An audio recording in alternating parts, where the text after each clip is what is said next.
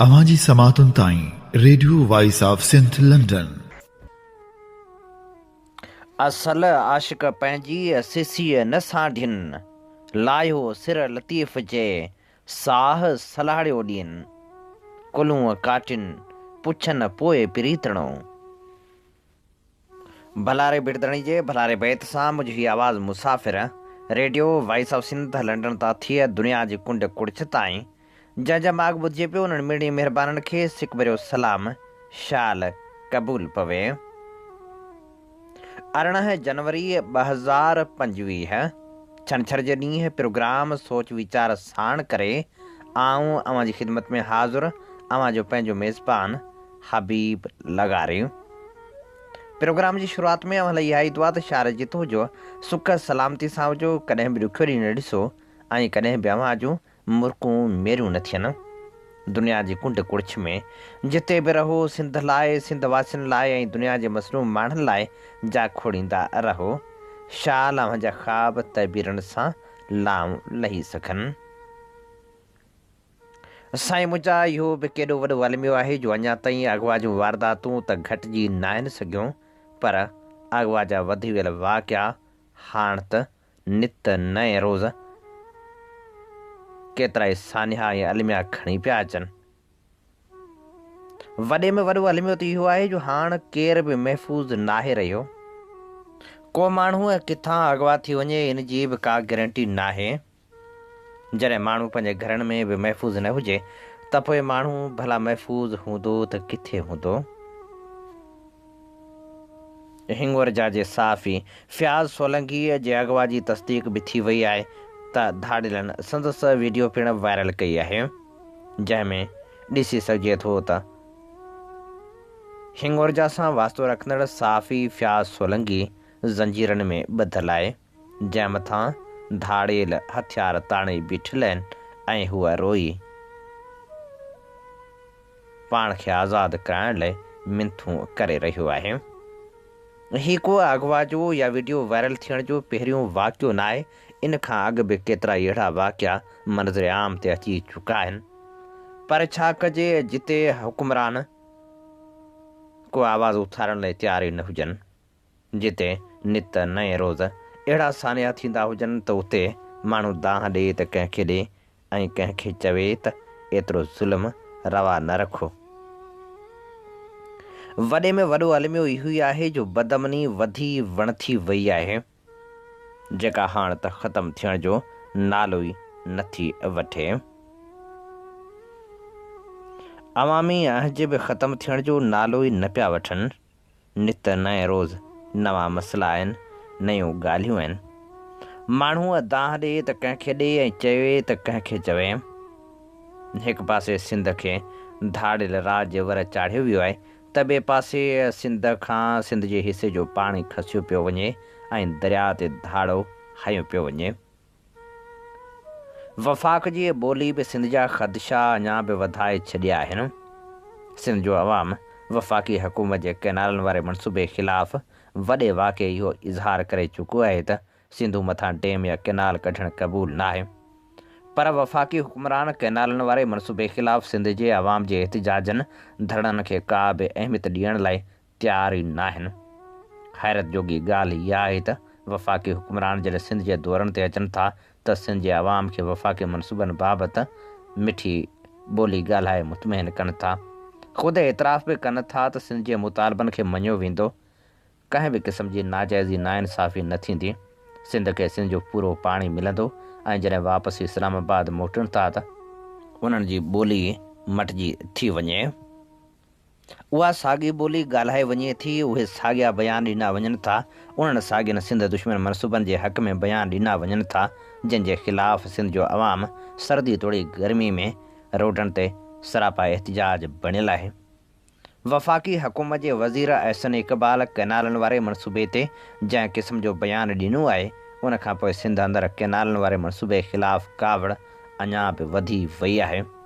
वफ़ाक़ी हुकूमत मूजिबि को बि सूबो पंहिंजे हिसे जे पाणी ते कैनाल ठाहे थो त रोके नथो सघिजे। सिंध पंहिंजा ख़दशा आइनी फोरम ते पेश करे ईअं बेसजायो आहे। मुल्क आइन तहत हली रहियो आहे। को बि सूबो ॿिए सूबे जो पाणी चोरी नथो करे सघे। दरियाउनि में जेको बि पाणी अचे थो उहो 1991 वारे ठाह मूजिबि सूबनि में विरहायो वञे थो। पाणी मामलनि ते सिंध जा जेके बि ख़दशा आहिनि उहे दूरि कया वेंदा। वफ़ाक़ी हुकूमत जो सिंधू मथां नवां केनाल अॾण वारो पॉलिसी बयानु वफ़ाक़ी वज़ीर अहसन इक़बाल जे वातां सिंध ताईं पहुचायो वियो। असीं वफ़ाक़ी हुकूमत जे हिन बयान या मौक़िफ़ खे हक़ीक़तनि खां तमामु घणो परे सम्झूं था। वफ़ाक़ी हुकूमत जो इहो चवणु त मुल्क आइन तहत हली रहियो आहे, इन ॻाल्हि में सदाकत हुजे हा त इहे मामला पेश ई न अचनि हा, जंहिंसां हिकु सूबे यानी पंजाब जी मर्ज़ी या होॾ सबबि ॿिया सूबा ख़ासि करे सिंध सूबो मुतासिर न थिए हा। उते इहा ॻाल्हि चवण बि बेहदि ज़रूरी आहे त मुल्क अंदरि पाणी वारो मामिलो सूबनि विच में कयल मुआदनि तहत हल थियल आहे ऐं ॿियो उहो त को बि सूबो पंहिंजे हिसे जे पाणी ते कैनाल नथो ठाहे सघे। जेके कैनाल पंजाब अॻु में ठाहिया उहे बि पाणी मुआदनि ख़िलाफ़ु ठाहिया विया। ग्रेटर थल ऐं चश्मा कैनाल ज़ोर ज़बरदस्ती इहो चई ठाहिया विया त उहे वॾी ॿोॾ अचण जी सूरत में वहाया वेंदा, पर थिए ईअं पियो त उहे ॿई ग़ैर क़ानूनी कैनाल पाणी जी शदीद खोट में बि वहाए पंजाब पाणी खणे थो। पंजाब जे उन ग़ैर आइनी ग़ैर क़ानूनी ऐं मुआदनि ख़िलाफ़ अमल में वफ़ाक़ ऐं इरसा जो खेसि हर तरह जो आशीर्वाद हासिलु हूंदो आहे। वफ़ाक़ी वज़ीर चए थो त सिंध खे ख़दशा आहिनि त आइनी फोरम ते पेश करे, पर ॿिए पासे वरी आइनी फोरम जा इजलास वफ़ाक़ी हुकूमत सॾराए नथी। सिंध हुकूमत आइनी फोरम जा इजलास न सॾराइण ते पंहिंजे ख़दशनि जो इज़हार केतिराई दफ़ा करे चुकी आहे, पर मुल्क जा हुकुमरान सिंध जी दांह ॿुधण लाइ तयारु ई न आहिनि। जॾहिं वक़्त जा हुकुमरान सिंध जी दांह ॿुधण लाइ तयारु न हुजनि तॾहिं सिंध वासियुनि खे सरापा जदोजहद थी हमेशह जाखोड़ जारी रखणी पवंदी। अवां जी समातुनि ताईं radio voice of Sindh London.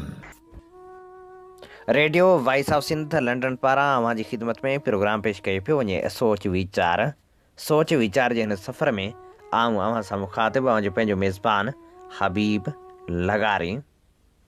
जीअं तव्हीं चङी रीति ॼाणो था त असीं radio voice of Sindh London तां अवां जी ख़िदमत में उहे प्रोग्राम पेश कंदा आहियूं जिन में सचाई जा सॾ हूंदा आहिनि, जिन में तारीख़ जा अमल वर्क हूंदा आहिनि।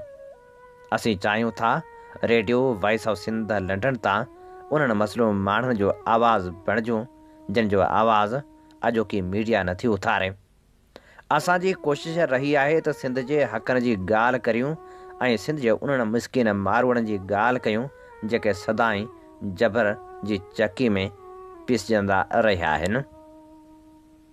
असां हमेशह उन्हनि फ़नकारनि जो आवाज़ अव्हां ताईं पहुचायो आहे जेके फ़नकार भरी महफ़िल में ॿुधण जहिड़ा बि हूंदा आहिनि त घर में ॿुधण जहिड़ा बि हूंदा आहिनि। असां अव्हां ताईं उहा शाइरी पहुचाई आहे जिन में हुस्नाकिन जा हज़ारे रंग हूंदा आहिनि त मज़लूम क़ौमनि जी ॻाल्हि बि हूंदी आहे ऐं इनकलाब जा नित नवां रस्ता बि हूंदा आहिनि। Radio voice of Sindh London जो ही सफ़र अव्हां जे साथ जो घुरिजाउ इन करे बि आहे जो असीं हिन सफ़र खे पंहिंजे हड़ा वड़ा जारी रखियो पिया अचूं। जेकॾहिं अव्हीं radio voice of Sindh London जी मदद करणु चाहियो था त इश्तिहारनि जी सूरत में मदद करियो। Radio voice of Sindh London जो आवाज़ घर घर ताईं पहुचाइण लाइ असांजा प्रोग्राम पंहिंजे दोस्तनि ताईं ज़रूरु पहुचायो। जेकॾहिं अव्हीं असांजा प्रोग्राम लाइव ॿुधणु चाहियो था त radio voice of Sindh London जी ऐप ज़रूरु डाउनलोड करियो। ऐप डाउनलोड करण जो तरीक़ो सफ़ा सवलो आहे।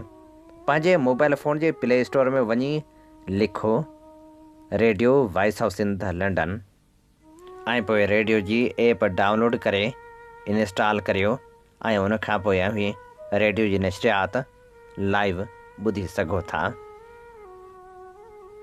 साईं मुंहिंजा पाण धरती जी ॻाल्हि पिए कई त धरती तहज़ीब सकाफ़त खे बचाइण लाइ हमेशह धरतीअ धणी सुजाग थींदा आहिनि तॾहिं ई धरती बचाए सघंदा आहिनि। हिन भेरे जॾहिं सिंधु दरिया असांखां खसियो पियो वञे, जॾहिं ज़मीननि ते वालार शुरू थी चुकी आहे, तॾहिं तहज़ीब कीअं बची सघंदी, इहो अहम सुवालु आहे। असां सभिनी खे पंहिंजी तहज़ीब बचाइण लाइ अॻुभरो थियणो पवंदो ऐं जदोजहद जे मैदान में बि निकिरणो पवंदो। अचो त पंहिंजी तहज़ीब खे बचायूं जे उनवान हेठि नौजवान लेखक आतिफ़ मलाह लिखे थो, पाकिस्तान डेमोक्रेटिक मूवमेंट जी वफ़ाक़ी हुकूमत जेका तहरीक इंसाफ़ जे चेयरमैन इमरान ख़ान ख़िलाफ़ अप्रैल 2022 में बेएतमादी जी रिथ क़ौमी असैम्बली मां पास कराइण बाद खेसि हटाए इक़्तिदार ते बराजमान थी। उन में अहम किरदारु नवाज़ लीग ऐं पीपल्स पार्टी जो हुयो। इहो ई सबबु आहे जो जॾहिं PDM सरकार ठही तॾहिं बिलावल भुट्टो ज़रदारी उन में परॾेही वज़ीर मुक़ररु थियो ऐं शहबाज शरीफ़ वज़ीर अज़म चूंडियो वियो। उन हुकूमत अगस्त 2023 में डिक्टेटर मुशरफ जे दौर में मुतारिफ़ करायल हिकु नए क़ानून में तरमीम आणे स्पेशल इन्वेस्टमेंट फैसिलिटेशन काउंसिल जो इदारो जोड़ियो। उन इदारे तहत मैदनियात ज़राइत IT समेत अहम शुबा ॾिना विया। अॼु असां हीअ जेको कारुंजर जी कटाई, गोरख जी नीलामी, किंजर ऐं हालेजीअ जो विकिरो वींदे कारपोरेट ज़रई फार्मिंग मनसूबा ॾिसूं पिया, उहे दरअसल उन्ही स्पेशल इन्वेस्टमेंट फैसिलिटेशन काउंसिल इदारे तहत आहिनि। उन इदारे में ग्रीन टूरिज़म वग़ैरह समेत ग्रीन पाकिस्तान मनसूबा बि आहिनि, जंहिंमें कारपोरेट ज़रई फार्मिंग मनसूबनि लाइ शुरूआती तौरु मुल्क जी 48 लख एकड़ ज़मीन जी निशानदही कई वई आहे। इन सिलसिले में सिंध सां वेधन इहो आहे त हिकु त सिंध जी 13 लख एकड़ ज़मीन फबाई पई वञे, जंहिंजी शुरूआती कड़ी ग्रीन पाकिस्तान इनिशिएटिव कंपनी खे पहिरीं 52,713 बाद में उमरकोट ज़िले जी 14,000 एकड़ ज़मीन ऐं हाणे गोरख जी 6,000 एकड़ ज़मीन, जॾहिं त जोही जी 4,000 एकड़ ज़मीन ॾिनी पई वञे। गोरख ऐं जोही वारनि अघनि अखरनि ते इख़्तिलाफ़ मौजूदु आहे जो उनजी का पकी पुख़्ती साबिती नाहे आई, पर सिंध सरकार इन ॻाल्हि में वधीक अबहाम पैदा कयो आहे ऐं इन ॻाल्हि जी साबिती ॾिनी आहे जो हुननि हिकु नोटिफिकेशन वसीले DC दादू ऐं SSP दादू खे इहो हुकुम जारी कयो त हूअ गोरख ऐं दादू जे काछे जी ज़मीन विज़िट करण लाइ ईंदड़ ग्रीन पाकिस्तान कंपनी जे मुलाज़िमनि जी सिक्योरिटी संभालनि।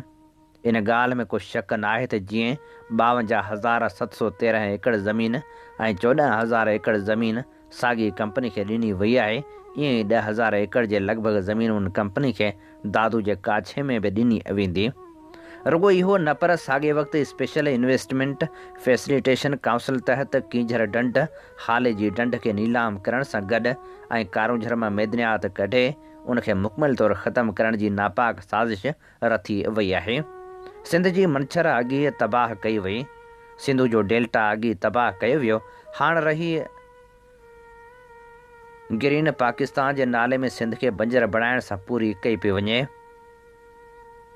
जो कारपोरेट ज़रई फार्मिंग मनसूबे लाइ पाणी बि सिंधु दरिया ऐं उनजे भरतू नदियुनि मां 6 नवां केनाल कढी सिंधु दरिया खे मुकमल बंजर कयो पियो वञे। उन्हनि 6 केनालनि कढण लाइ इरसा एक्ट में पिणु तरमीम कई वई त जीअं इरसा मां मर्ज़ी सां फ़ैसिला वठी पाणी विर्छ खे पंहिंजी मर्ज़ी सां हलायो वञे। हूं बि हिन वक़्तु इरसा वफ़ाक़ी इदारे बदिरां पंजाब जे असर हेठि हलंदड़ इदारो आहे। इरसा जेका हर साल 20 खां 30 सैकड़ो सिंध जे सिस्टम में पाणी खोट डिक्लेयर कंदी आहे, सो जेकॾहिं ही 6 केनाल ठही विया त सूरतहाल किथे बीहंदी उनजो अंदाज़ो लॻाइणु मुश्किल न आहे। सिंधूअ दरिया मथां 6 केनालनि वारे मनसूबे जी सिर्फ़ु हिकु मनसूबे खे ॾिठो वञे त अंदाज़ो थी वेंदो त ही केॾा ख़तरनाक ऐं सिंधी क़ौम लाइ केॾा न क़ातिल ज़हर मिसल आहिनि। ग्रेटर चोलिस्तान स्कीम तहत 6 मिलियन यानी 60 लख ज़मीन आबाद करण जो मनसूबो जोड़ियो वियो आहे। 60 लख एकड़ ज़मीन उनजी कमांड एरिया आहे। उन में 2 नंढा डैम आहिनि, 2 बैराज आहिनि, हिकु इंटर रिवर केनाल आहे। उन में मेन केनाल बि आहिनि, हिकु चन्यूट में आहे, हिकु मदरांजा डैम आहे। चनाब ते हिकु वॾो इंफ्रास्ट्रक्चर जोड़ियो पियो वञे, जॾहिं त उन खां पोइ ॿी स्कीम आहे सिमालर चोलिस्तान जी। उन वसीले 12 लख एकड़ ज़मीन जो टारगेट आहे। उन में हिकु 200 किलोमीटर खां वधीक डिघो हिकु केनाल आहे। हाणे अंदाज़ो लॻायो त सिर्फ़ु चोलिस्तान स्कीम हेठि 72 लख एकड़ खां वधीक ज़मीन लाइ पाणी खंयो पियो वञे त ॿियनि केनालनि वसीले केॾी तबाही कई वेंदी। न सिर्फ़ इहो पर सतलज जेको जनरल अयूब भारत खे विकिणी ॾिनो, जेको फ़ैसिलो बि सिंधी क़ौम जी मर्ज़ी बिना कयो वियो ऐं जंहिंसां सिंधी क़ौम खे सख़्तु नुक़सानु थियो, जो सतलज सिंधु दरिया जो मुआवन दरिया हो ऐं उन ते बि हक़ सिंधियुनि जो हुयो, तंहिं ते हाणे वॾी स्कीम जोड़ण जो रथियो वियो आहे। पर वॾी टेक्निकल नमूने सां उन मां इंटर रिवर कैनाल सिंधु दरिया सां जोड़ियो वियो आहे। जीअं सतलज में सवाइ ॿोॾि वारनि सालनि जेके बि सालनि खां पोइ ईंदा आहिनि, न त सतलज में भारत पाणी नाहे मोकिलींदो, उन सूरत में सिंधु दरिया मां कैनाल वसीले उन कमांड एरिया में ॼाणायल ज़मीन खे पाणी ॾिनो वेंदो। मतिलबु त ॻाल्हि हेराए फिराए कई वई आहे त कैनाल सतलज ते हूंदा, जॾहिं त अमली तौरु पाणी वरी बि सिंधु दरिया जो निकिरंदो। उन करे हीअ सिंधी क़ौम जे 5000 साला तहज़ीब जो मामिरो आहे। 6 कैनाल जोड़ण सां सिंधु दरिया ख़तमु थी वेंदो, होॾां कारुंझर वेंदो, ॿिया सभु तारीख़ी माग मकान ख़तमु करे सिंधी क़ौम जो सॼो वजूद ख़तमु कयो वेंदो ऐं सिंधु दरिया ख़तमु थियण सां सिंधु तहज़ीब बि ख़तमु थी वेंदी। तंहिं करे समूरी सिंधी क़ौम खे मुतहद थी पंहिंजो 5000 साला तारीख़ी वजूद बचाइणो पवंदो। हीअ असीं अवां जी ख़िदमत में पेश करे रहिया हुआसीं आतिफ़ मलाह जो लिखियल ख़ूबसूरत लेख। अवां जी समातुनि ताईं radio voice of Sindh London. Radio voice of Sindh London तां अवां जी ख़िदमत में प्रोग्राम पेश कयो पियो वञे सोच वीचार जे हिन सफ़र में आऊं अव्हां सां मुख़ातिब अवां जो पंहिंजो मेज़बान हबीब लगारी। पाण ॼाणूं था त उमिरि कॾहिं बि बीठी नाहे, न वरी बीहंदी। शेख अयाज़ चयो हो त सोन जहिड़ी जवानी असां खां खसे, वार चांदी कई उमिरि एॾी ठगी। वरी कंहिं ॿिए शाइर लिखियो, वार पंहिंजा छा रोज़ कारा करे, उमिरि सां असां बसि ठगी था कयूं। माण्हू उमिरि सां ठगी त कंदो ई रहे थो, पर अॼोके हिन जदीद दौर में असीं उन दौर में दाख़िल थी चुका आहियूं जंहिंमें हर शइ खे फिल्टर कयो वञे थो। फिल्टर थी आयल तस्वीरनि में माण्हू जॾहिं माण्हू खे ॾिसे थो त सुञाणप में बि नथो अचे त छा ई उहो ई साॻियो शख़्स आहे जेको कॾहिं अहिड़ो त न हो। हाणे असल जे मथां नक़ल हावीअ थींदो पियो वञे। फिल्टर थियल चहिरा सुञाणप वञाए रहिया आहिनि। ईंदड़ दौर में हिक ॿिए खे सुञाणे सघिबो या न। केरु माण्हू हक़ीक़ी तौर ते पाण खे क़बूलण लाइ तयारु ई नाहे। फिल्टर जी मदद सां माण्हू निढे खां निढो ऐं हसीन खां हसीन नज़र अचण जी कोशिशि करे थो, पर माण्हू कॾहिं बि हक़ीक़त पसंदी जो मुज़ाहिरो नथो करे। मञूं था ज़िंदगी ज़िंदा दिली जो नालो आहे ऐं ज़िंदा दिली माण्हू खे पाण सुञाणण बि सेखारींदी आहे। ज़िंदगी ऐं ज़िंदा दिली बाबति ख़ूबसूरत लेखक लेखराज मेघवाड़ लिखियो, असांजे समाज में घटि ॼमार जो शौक़ु ॼण त हिकु रूहानी जिस्मानी जदोजहद बणिजी वई आहे, जंहिंजो बुनियादु इंसानी नफ़्सियात ते आहे। घटि ॼमार ॾिसण जी ख़्वाहिश में हर को पंहिंजे जीवन जो मुख्य हिसो रुगो ज़ाहिरी ख़ूबसूरती खे महफ़ूज़ रखण में गुज़ारे थो। ईअं महसूसु थिए थो ॼण त ॼमार इंसान लाइ कंहिं ॾोह वांगुरु थी वई हुजे, जंहिंखे हर हालत में लिकाइणु ज़रूरी आहे। घटि ॼमार ॾिसण जो मसइलो का नई ॻाल्हि न आहे। क़दीम वक़्त खां ई माण्हू फितरती अंसरनि जहिड़ोक मिसालनि जड़ी बूटियुनि ऐं बादशाहनि जे टोटकनि ज़रिए जवानी खे बरक़रार रखण जा जतन कंदा हुआ, पर हाणे जॾहिं समाज तरक़ी याफ़्ता थी वियो आहे त उहा कोशिश बि मुख़्तलिफ़ शकिलनि में साम्हूं अची रही आहे। हिन वक़्तु माण्हू पंहिंजी सुञाणप प्लास्टिक सर्जरी, बोतलनि में बंदि दवाउनि ऐं फिल्टरनि जे पोयां लिकाइण लॻा आहिनि। उनखां अलावा अकेले माण्हू खां वठी मशहूरु सितारनि ताईं हर को इन ॻाल्हि जो क़ैदी बणियल आहे त घटि ॼमार नज़र अचे। सोशल मीडिया ते नौजवान नस्ल ॼण त मुस्तक़िल तस्वीरी जंग में मसरूफ़ आहे। हिकु अहिड़ी दुनिया में जिते तस्वीरी फिल्टर माण्हू जी असली सुञाणप बदिलाए छॾनि था। असांखे पाण खां पुछणु घुरिजे त छा असां वटि ज़िंदगी जो को असल रुख़ बचियो आहे। हर तस्वीरी पोस्ट कंहिं अहिड़ी दिलकशी जो आकास बणिजी वञे थी जेका मसनूई फिल्टरनि जी तख़लीक़ हूंदी आहे। पर दिल जे कोठियुनि में रखियल हक़ीक़ी जज़्बा उन फिल्टर खे भले त ज़िंदा रखणु ॾियो, पर उहे ईअं महसूसु थियनि था जीअं का आसमानी जॻह ते रखियल मजाज़ी सिज। जवानी जी ख़्वाहिश इंसानी नफ़्सियात में ॻंढिजी वई आहे। जेकॾहिं उनजी सतह ते नज़र डुड़ाइजे त उहा ॼण त ज़ाहिरी ख़ूबसूरती जे तहफ़ुज़ जी कोशिशि नज़र अचे थी, पर जेकॾहिं उनखे ज़रे घटि तजियो कजे त उनजी ॻिची में इंसान जी नफ़्सियाती उलझन सां गॾोगॾु हिकु अणपूरो अहसासु पिणु समायल नज़र ईंदो। जॾहिं असीं पंहिंजी हक़ीक़ी शनाख़्त जा इनकारी थींदा आहियूं त उहो ई लम्हो आहे जिते मुआशिरो असां खां पंहिंजो ॾोह क़बूलु कराइण लाइ दॿाउ विझंदो आहे। मार्केटूं माण्हू जे निराश अहसासनि ते वापारु कंदड़ कारखाननि सां भरियल आहिनि, जेके कई हंधनि ते ज़िंदगी जा नवां राज़ खणी साम्हूं ईंदा आहिनि। हीअ क्रीम इस्तेमालु करियो ऐं ॾिसो जवान जिल्द, 2 गोरियूं वठो ऐं हल्कियूं झिरियूं ग़ाइब वग़ैरह वग़ैरह। उन साइंसी ऐं तिजारती दौर में इंसानी ज़रूरत खे उमेदनि जी गर्मी में बीहारियो वियो आहे ऐं उनजा ख़्वाब ॿीहर ख़रीदारी जे टोकन में ढकिया विया आहिनि। घटि जमार जो शौक़ु सिर्फ़ु ज़ाहिरी हयत ताईं महदूद न आहे, पर उहो इंसान खे अंदरूनी तरह बि वीरान कंदो आहे। जुवान ॾिसण जी ख़्वाहिश में केतिरा ई माण्हू पंहिंजे मन खे ॼण टोड़े छॾींदा आहिनि। हिकु तरफ़ मसनूई चमड़ी इंसान लाइ ख़ुशहाली जो कूड़ो तस्वर ॾिए थी, त ॿिए तरफ़ उन्हनि कोशिशनि में असां इख़लाक़ी क़दर ऐं समाजी ज़िम्मेवारियुनि खे अलविदा करे छॾींदा आहियूं। घटि जमार जे हिन शौक़ जी असल मामले ते हिकु मिसाल पेश कयो वञे। हिकु मुहज़ब महफ़िल में जॾहिं हिकु शख़्स पंहिंजे मसनूई चहिरे खे मेकअप सां चमकाए नज़र अचे थो त हू जीअं ई ॻाल्हाइणु शुरू कंदो आहे, संसां अंदरूनी ॿोली में अणपुरी ॼाण या आला असूलनि जी खोट ज़ाहिर थी वञे थी। उहो ई लम्हो आहे जिते इहो अहसासु थींदो आहे त जवानी रुॻो चहिरे ताईं महदूद न हूंदी, पर उहा असल में जज़्बनि, सोचनि ऐं किरदार जी जूत में हुअणु घुरिजे। जेकॾहिं निटपिण जे शौक़ सचपच ज़िंदगी जे मंज़रनि में जानदार तन्ज़ ऐं मज़ाह पैदा कनि। असांखे ज़रूरत आहे त घटि जमार जो शौक़ु छॾण बदिरां असां अंदरूनी ख़ूबी खे अहमियत ॾियूं। शानदार सोच, सुठे दिमाग़ ऐं ज़िंदा दिलियूं अहिड़ा हथियार आहिनि जेके इंसान जी असल उमिरि ऐं हक़ीक़ी दिलकशी जो एतिराफ़ु कनि था। जेकॾहिं असां दिलि जो इंसाफ़ रखणु सिखी वञूं त दुनिया असांखे जवान न पर ख़ूबसूरत माण्हू सॾींदी। इंसान लाइ इख़लाक़ी सिख्या, मोहबत ऐं सचाई जो जौहर ई सही माना में उमिरि जे घुमसान जी जंग जो नतीजो ॾेई सघे थो।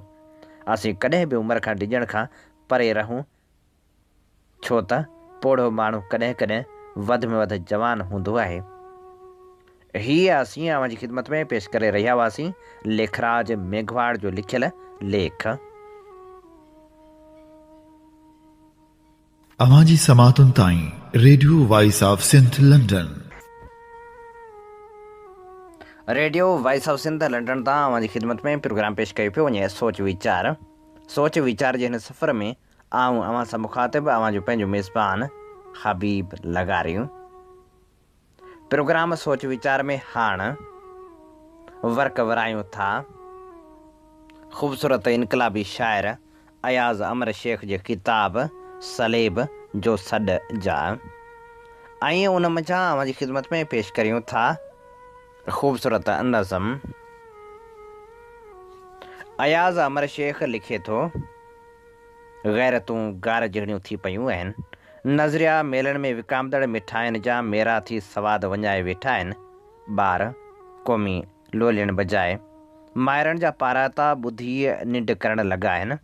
राति अयाशी जी अखि जो उघाड़ो बदन खणी रुली रही आहे, जंहिं अंदरि कई सुबुह सड़ी रहिया आहिनि। माठ म्याणी जी रत हाणी रांदि में रचण लाइ तयारु ई नाहे। होशूअ जे कपियल हथ मां पट ते किरी पियल तलवार अॼु बि तनहा पई आहे। सामोई जो साह घुटिजी घोड़नि जे टापुलनि में टुकड़ा थी वियो आहे। आज़ाद पखियुनि जी उॾार जहिड़ा अहसास अलाए छो माण्हुनि जे मन मां वञाइजी विया आहिनि, ऐं असां क़दीम तारीख़ जा दावेदार जिन जी सोच मां अञा ताईं ग़ुलामी जा फट छुटा ई नाहिनि।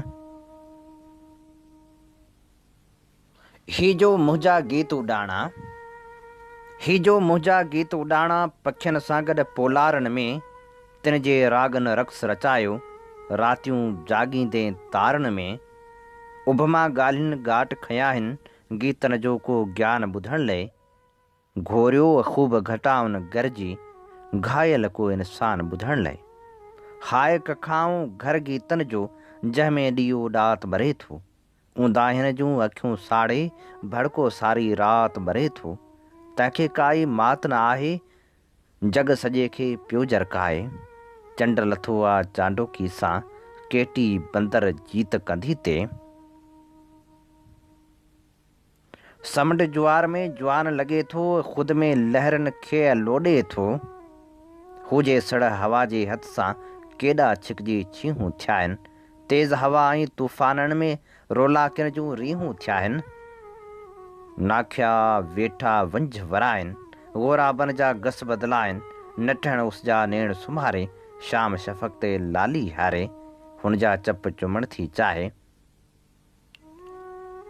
खूजा मुहाणी मुर्कन हाणी राज सॼे में आहे राणी। हाय बतेलन जी बस्ती में माग फुड़ाजण कंवल कली में तोरियां तंहिंखे छा तशबीह में साई मुंहिंजे साहुन में अॼु सिक सां सिरजी आसा माणी। हासा गजई गरबी हाणी सूं सां सथियल आ सिंधियाणी। हासा मुंहिंजे मन जी मुहाणी मुंहिंजे गीतनि जी साथियाणी। म्याण में सुतल तलवार मथां ॾीओ जाॻी रहियो आहे। धरती खां हिफ़ाज़तनि जा समूरा हक़ वञाइजण लॻा आहिनि। मुहाज़ तां हटी वियल सिपह सालार लज़त जे लिंगन मां मद जहिड़ा प्याला पी जिस्म जे बिस्तरे ते मदहोशूं माणे रहियो आहे। सालनि खां ख़ीमे जे दर ते बीठल सिपाही जंग जूं सभई मश्कूं माराए चुको आहे। धरती धारियुनि जी लताड़ हेठां पंहिंजा समूरा दंग धूड़ में वञाए वेठी आहे पर गैरतनि मथां का बि गार असर ई नथी करे। ऐं हिकु झूने बुर्ज जे भर में रखियल जंग जो जवान तबल अॼु बि वॼाईंदड़ हथनि लाइ वाझाए रहियो आहे। हीजो खारो छाण खती में हीजो खारो छाण खती में टिम लहरनि लाट बती में ओजागनि जी राति अङण तां कहत निहारियो वेठे कती में। रच में केॾो राड़ो आहे ताक में ताणिल पाड़ो आहे। हीजो तार दरिया दिलि जो जंहिंमें झाग हले पई जीअ जी केॾा छक जा छुलका आहिनि आस जी अख में उल्का आहिनि। हाय विछोरो वक़्तु वही जो जंहिंखे झलन पलका आहे तांग जे तड़े पियो थो काहे। नातारी जा हुन जूं नज़रूं रोज़ ख़्यालनि मंझि खुपनि थियूं। ॿाहुनि जूं पोइ ॿेड़ियूं धिकजी लिंग जे लंगर साण लॻनि थियूं। हाय खिखीअ जी खारी में हाय खिखी जी खारी में ॾिस जिस्मनि जवानी माणी आहे। पंध वञनि पिया परते निकिरी तन्हाइनि जे तहखाने में ॻाट चुमिया ॻाल्हियुनि ॻलड़नि जा मदहोशनि जे मैखाने में कोन सुता के सिक जा सियारा वाटूं फोह फुलारिया आहिनि। चिंग चुरनि था रोज़ जगनि ते वासिल चाह जा चारा आहिनि रोज़ टिकनि जी चोली सां तारनि खे पई तजलाए थी। घाट मथां बि घड़ा भरींदे घूरनि सां कीं घाए थी। हुजा वेहतल नीह नदी में निसरियो आहे ॼण कांह कंदी ते। हीजो खारो छाण खती में हीजे खारो छाण खती में। आउं उन राति में मरी रहियो आहियां जंहिं राति खां चंड रुसी वियो आहे ऐं आसमान बि उदास इश्क जे अलमे जहिड़ो लॻी रहियो आहे। मूं में हिकु माठ क़बर जियां खोटिजी रही आहे पर आउं उन माठ जी क़बर मां हमेशह लाइ ॿाहिरि निकिरणु थो चाहियां ऐं उन आज़ाद धरती जो गीत थियणु थो चाहियां जंहिं धरती जो हर सुबुह हर ज़ख़म खां पाक हूंदो आहे। न जंहिंजी गिची में पियल को ग़ुलामी जो तोक हूंदो आहे ऐं नई वरी का पेरनि में ज़ुल्म जी ज़ंजीर। राति जे रिण में अकेलो चंड वियो आहे मार जी ॼण मुहाणी मुर्क सां गॾु समुंड वियो आहे मार जी।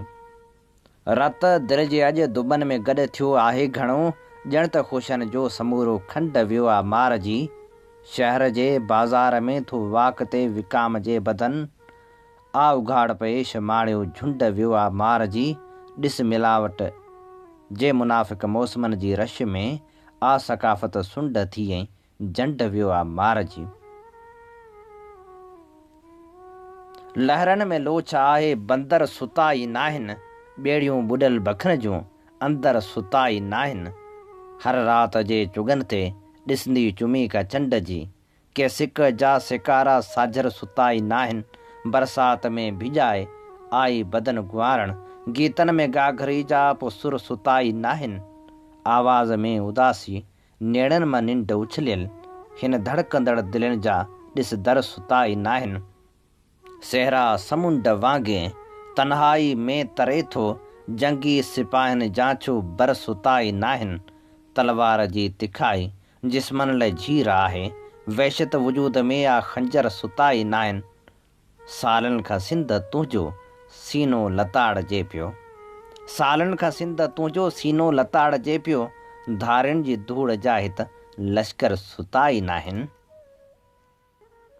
अयाज़ अमर शेख जी ख़ूबसूरत शाइरी सां जो के प्रोग्राम जा समूरा रंग हवाउनि में विखरी चुका। पंहिंजे मेज़बान हबीब लगारी खे साॻी दुआ सां ॾींदा इजाज़त।